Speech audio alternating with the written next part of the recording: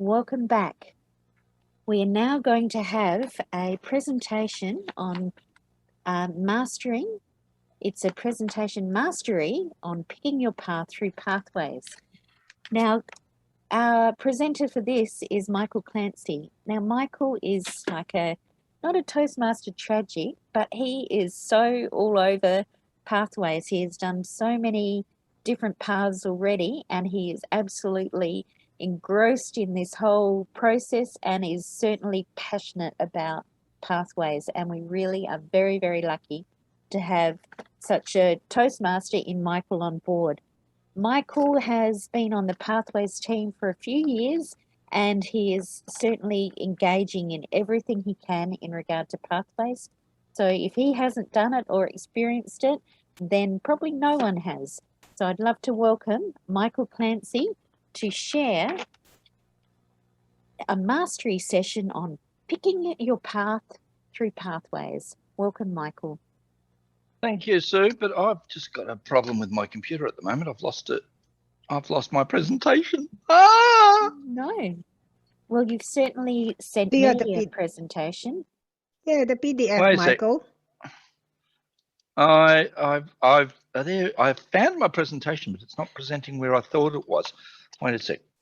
Why don't I try share screen? Did you talk it? You'll work it out. An IT expert.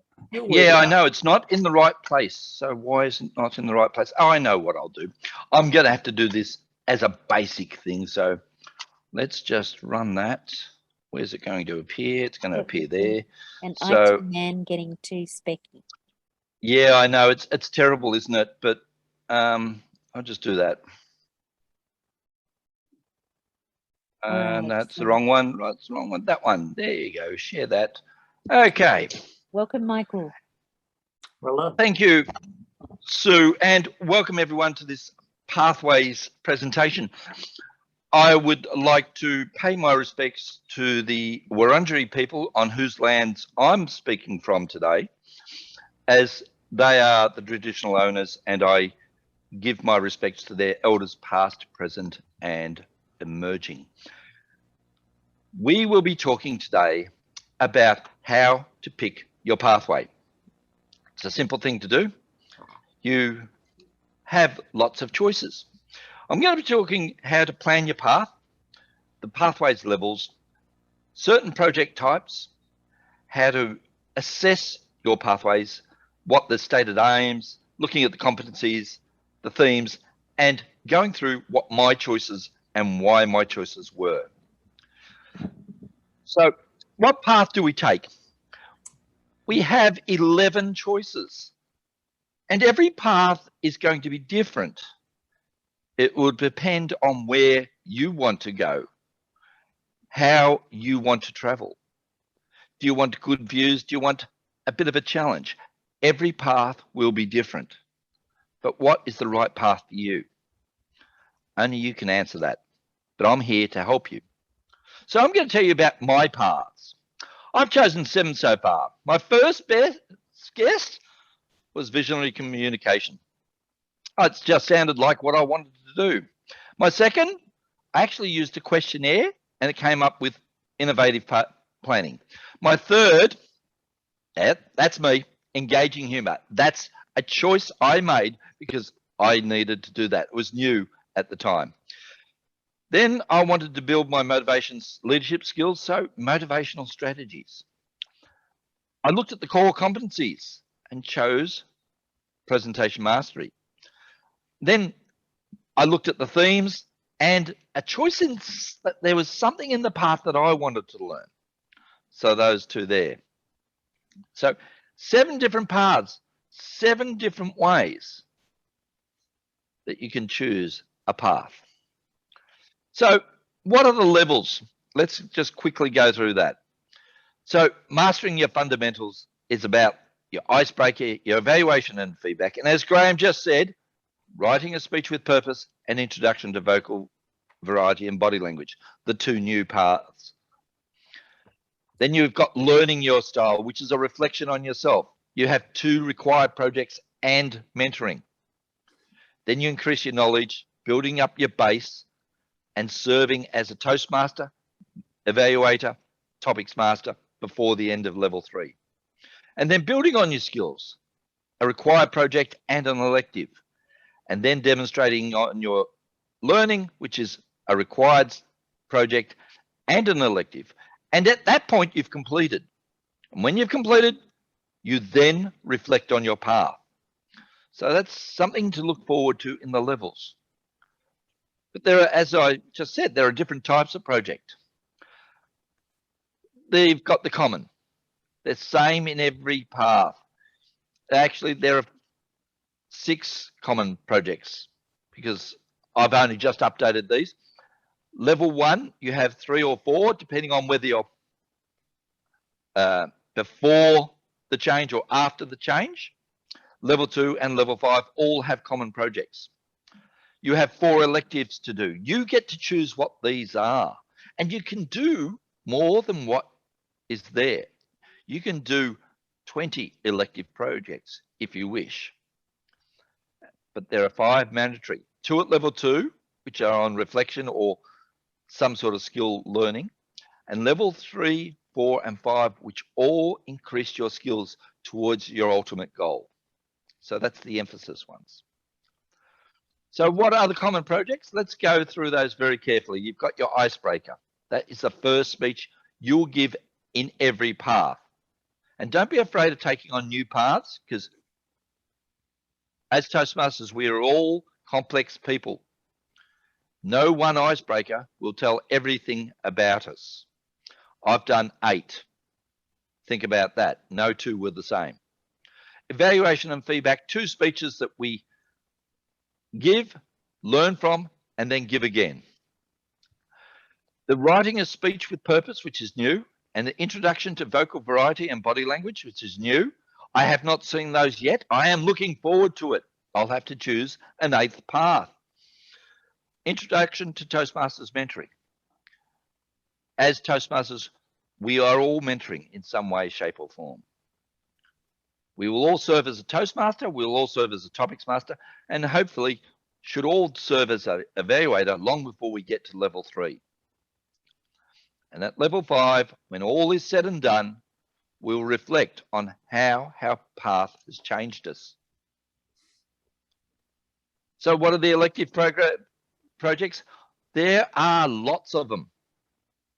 Now, some of these you may end up doing as a required project, in which case you cannot choose it as an elective. But you do have a wide range of choices. Some will do no speeches in them at all, whereas some will do 2. Just be aware of that. So choose your electives with glee. And some also require you to do something in a meeting. So that's another thing that you should inform your VPE of when you choose that project. So let's move on to the emphasis projects. Now, the first ones are the reflection. Understanding where you're coming from.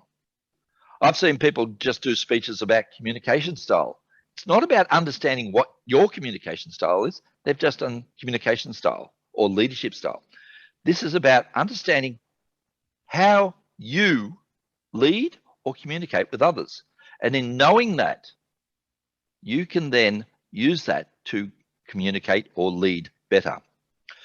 There's also some skill learning here, connecting with your audience, active listening, managing time, different things that you can do to improve towards your ultimate goal. So those are the reflection and a couple of emphasis projects.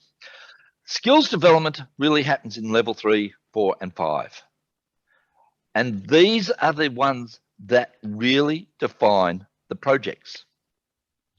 Depending on which path you choose, you can choose based upon what you're going to do. And you can actually read the requirements because we have the evaluation forms in every project available to us. And by looking at the evaluation forms, every evaluation form has a purpose statement and notes to the evaluator what the speaker is trying to achieve. So look at those. That will help guide you. But it won't tell you everything. It won't tell you that a high performance leadership requires you to create a team and do something. So be aware that you have to do more than just give a speech in your skills development areas. So choosing a path. 11 paths. How do you choose? As I said, you've got a best guess, you've got a self-assessment, you've got your personal preference, stated aims, competencies. I've come up with 4 different project-based themes. Or is there something you want? It's your choice. Make it, then own it. So best guess. What can I say about best guess? Everybody will have some sort of hidden bias. This sounds good. I want to do this, or that's what I want to do. We'll lose word association. We'll use our life experiences. The question I have for each of one of you is always ask, what do you want from Toastmasters? And strange though it may seem, your gut is your guide. If it sounds good to you, then do it. You'll probably be more proactive and accommodating to what that choice has. As if you say, oh, I don't like the sound of that, but I'm going to do it anyway. You're setting yourself up with a lower expectation. Set yourself up with a great expectation. You'll enjoy it more. So the pathways self-assessment. This is as easy as going to www.toastmasters.org. We've all been there. And then after you've logged on, you go to Pathways tab and it's got choose a path. Yay! It's so easy. And then it comes the hard part. You have to select your language. It is available in other languages, but we must deliver our speeches in English. So you choose the language that is right for you. If you choose a non-English language, you may find some paths are not available to you.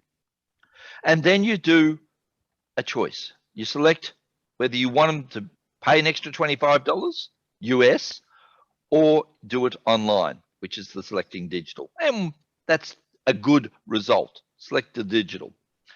Then you get asked the red pill or the blue pill. Do you view the path options or to take an assessment?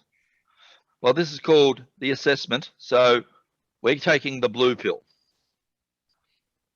And when you take the blue pill, click on the take assessment.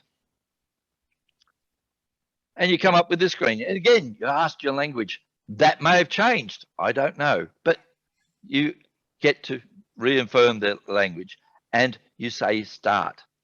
And you go through a series of questions that ask you, do you like this? Do you like your breakfast in the morning or do you like it late at night? I don't know the questions. I've done this once a long time ago. But the questions are important. So think about them. Don't do this when you're half asleep because you won't be honest. If you want to do a pathways while you're half asleep, do it while you're half asleep. But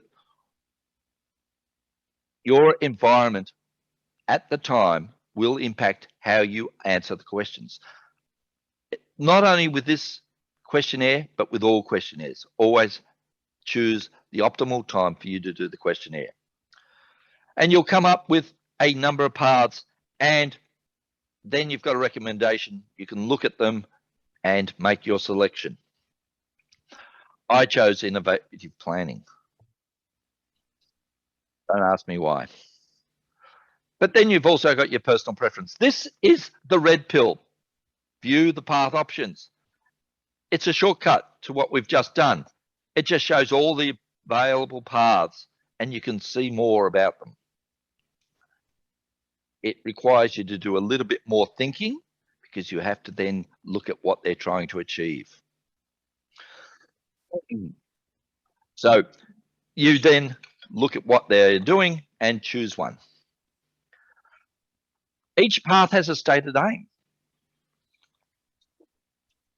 You can choose your path based upon what they are aiming to do. Are you looking to improve your speech writing? Are you looking to improve your public speaking? Well, they'll all help you with your public speaking. Presentation engaging humor, presentation mastery engaging humor will give you more chances to do that. So look at what those various aims are and choose based on that. Then you can also look at competencies. What are the core competencies of pathways? Well, there are 5 core competencies: public speaking, interpersonal communication, strategic leadership, management, and confidence. And they've been assigned into those various paths in different ways. Now, confidence is something you'll get through participation, because the more you do things, the more you'll feel confident. So every path has confidence.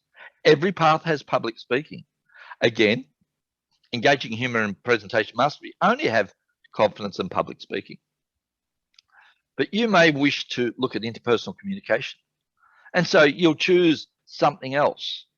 Now, if you choose something, be aware that doesn't mean you'll get there. You still have to do a little bit more.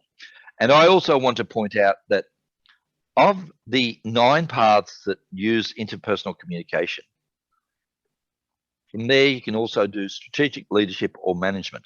You cannot do strategic leadership and management together. I don't know if they're going to change that, but it's just the way they present that. So you can choose your path based upon the competencies you want to instill in yourself. And then you've got what I call my 4 themes. You've got a keynote speaker, whether you're doing engaging humor or presentation mastery. These are about delivering a keynote speech. These are for the pure speaker.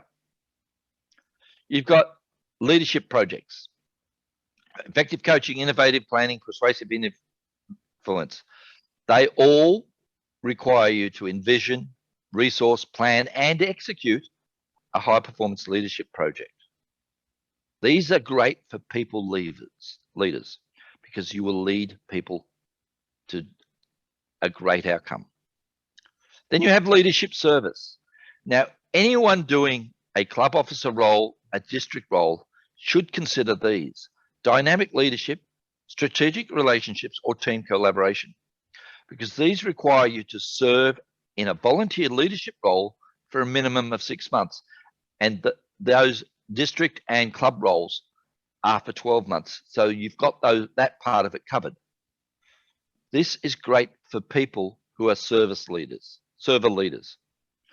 And we should all be aiming to be server leaders. So at some stage, you should be doing one of these. And then you have the 3 other projects. I tend these as relationship building. Leadership development is about planning, organizing, and implementing an event. Motivation strategies is working with a small team to design and host a team building event. Visionary communication is about planning with your vision and a team to implement that plan. These are for people who are good at designing or planning events or situations that they want to look at. So those 4 themes then link down to the 11 different paths. So what are my paths and why did I make my choices? So far, well, that's wrong. It's 7 paths. I haven't updated this. My first one was my best guess. It sounded good. I started in December 15. I finished it in August 20. And I did a high performance leadership. That was a shock. I didn't see that coming because I didn't read ahead, but that took a while. The questionnaire, it was influenced by the environment I was in at the time. Innovative planning. I was trying to do some planning for my career. I started that. I finished that. I'm happy with what I did. I had a hard time being funny with engaging humor because I started that in January 20. Year 0 BP before pandemic. It was hard being funny during the pandemic, but I finished it. I found some humor somewhere. Oh, I think I left it under the cupboard. Part 4 was the stated aims to build motivational leadership and communicational skills. I started this in October 20, and I have completed level 2, and I really use this to help build my club during COVID-19. Presentation mastery, it's the one everybody does. I've completed level 2. I needed to regain my mojo of public speaking and confidence. I'd lost my desire to speak. So taking on this path reinvigorated me. Parts 6 and 7, I've just started those. Using path 6 as the leadership service, it's reflecting on my time and my service to Toastmasters. And then one thing I found once I got my DTM is I still needed to manage my time better. And so I chose leadership development. I've started it. Let's see how I go managing my time. So that is my paths, my choices. Quite fast, deliberately so. If you are looking to choose a path, you can use any method that you like. But once you've chosen a path, be comfortable with it. And if you can't be comfortable with it, you've got 90 days to change your decision. But hopefully, because every path is common at level 1, you won't get onto level 2 before you've decided this is not the path for me. The only way to do that is to read what the projects are. So I don't know how I'm going for time, so I'm going to hand back to the Toastmaster, and we're going to have lots of time for questions.